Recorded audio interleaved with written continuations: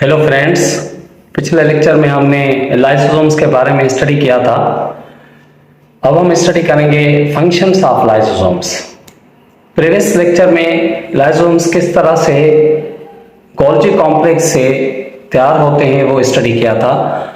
आज जो हम टॉपिक स्टडी करेंगे उसे कहते हैं फंक्शंस ऑफ लाइसोसोम्स। लाइसोसोम्स के क्या फंक्शन है?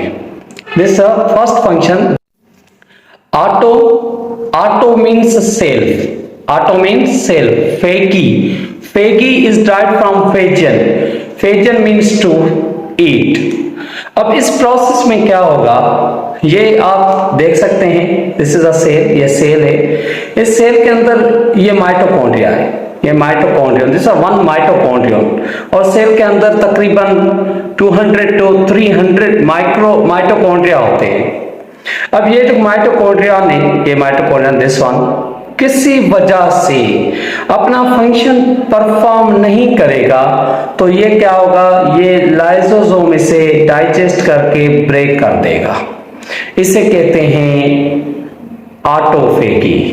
ऑटोफेगी में क्या होता है जब लाइसोसोम अपने ही ऑर्गेनेल जो सेल के मुख्तलिफ, as you know that cell is composed of different organelles मिल के सेल बनाते हैं।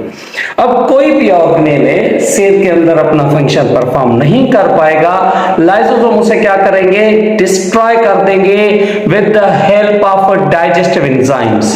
इसके अंदर डाइजेस्टिव एंजाइम्स होते हैं which are responsible for the digestion, which are responsible for the breaking. जब सेल अपने ही ऑर्गेनेल को, जो भी ऑर्गेनेल्स है सेल्स के अंदर, उनको डिस्ट्रॉय करे, डाइजेस्ट करे, तो इसे हम कहेंगे ऑटोफेगी। जो दूसरा फंक्शन है लाइसोसोम का वो है autolysis. Autolysis it means self destruction of cell. अब क्या होगा ऑटोफेगी में, तो जो सेल है वो अपने ऑर्गेनेल्स खुद डाइजेस्ट करता है, but in the case of autolysis जो सेल है वो अपने आप को डिस्ट्रॉय करता है। सेल्फ डिस्ट्रक्शन ऑफ सेल है। किस तरह से सेल्फ डिस्ट्रक्शन होगी? This is a lysosome and this is a membrane of lysosome. ये जो आप देख रहे हैं ये लाइसोसोमल मेम्ब्रेन है। अब क्या होगी, ये मेम्ब्रेन जो है वो रप्चर होगी। जैसे मेम्ब्रेन रप्चर होगी, these are enzymes and these enzymes are released into the cytoplasm। ये इस स्ट्रक्चर से सिंगल मेम्ब्रेनस ऑर्गेनेल, ये जो स्ट्रक्चर है ये सिंगल मेम्ब्रेनस है। ये एंजाइम्स क्या होंगे, रिलीज होंगे।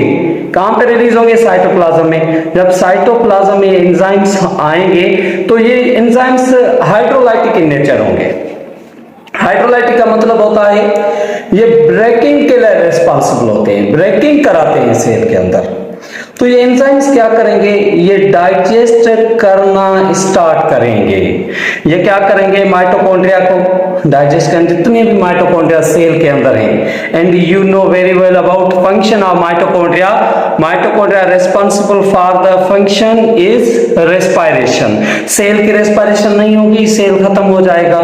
माइटोकॉन्ड्रिया, जो भी माइटोकॉन्ड्रिया है वो खत्म हो जाएंगे, न्यूक्लियस खत्म हो जाएगा, सारा जो एंडोप्लाज्म रेटिकुलम में गोल्जी कॉम्प्लेक्स, जो भी ऑर्गेनेल्स सेल के अंदर है सारे डिस्ट्रॉय हो जाएंगे और सेल श्रिंक होके खत्म हो जाएगा। इसे कहते हैं सेल डेथ।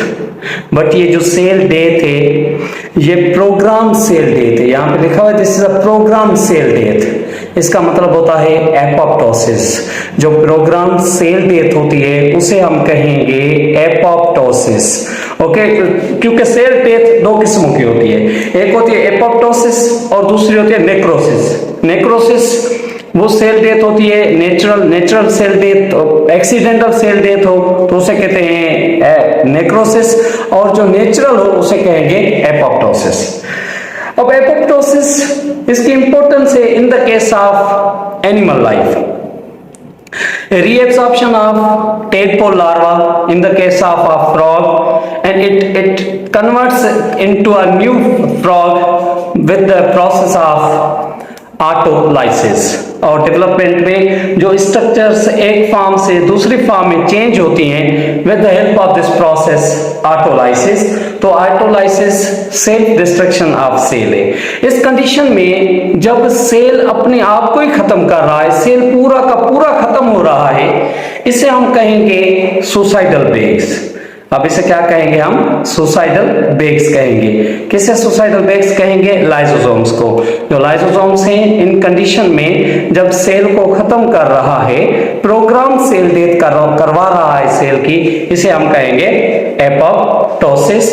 और सुसाइडल ब्रेक्स कहेंगे इस कंडीशन में जब सेल खुद को ही डिस्ट्रॉय कर रहा है। Thank you for watching. कोई भी क्वेश्चन हो तो आप हमें कमेंट सेक्शन में बता सकते हैं।